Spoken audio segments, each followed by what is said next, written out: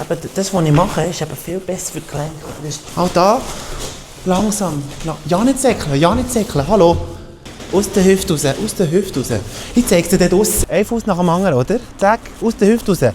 Es ist wie ein schneller Kettlauf. Und dann immer schneller werden, immer schneller werden. Hopp, hopp, hopp, hopp, hopp, hopp, hopp, hopp, hopp. Ich habe mich aufhören zu säckeln, weil ich habe recht empfindliche Ohren. Wenn ich hier rumsäckle, in der Kälte, vor allem im Winter, das entzündet sich nur noch mehr. Und beim Walken bin ich Mühe langsamer. Siehst du den Waden? Als wäre ich aus dem Kanton Waadt. Der Waden-Württemberg, sagt der Kollege von mir immer, den Kontakt zum Boden behalten, immer. Und dann mit der Hüfte und dann mit den Armen. Mit den Armen. Heb. So, immer in Bewegung bleiben. Weißt du, Säckeln ist aber Atrophie. Und wir wollen eben Hypertrophie machen. So laufe ich. Siehst du? Beim Joggen ist mir der Arsch abbrennt und jetzt muss ich ihn holen.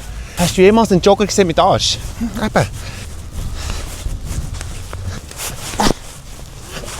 Wichtig ist immer, dass der Fuß schön seitlich abrollt. Dann bekommst du schon ein schönes Gesicht näher, oder?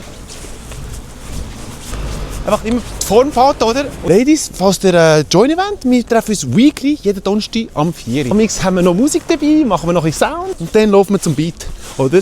Auch nicht zu schnelle Beats. Dudes, that's. Und eben, es ist nur der Anfang. Falls das GoFundMe gut läuft, können wir unsere Reise in die Berge reisen und dann machen wir das in den Bergen. Das ist ein bisschen mehr für den Booty.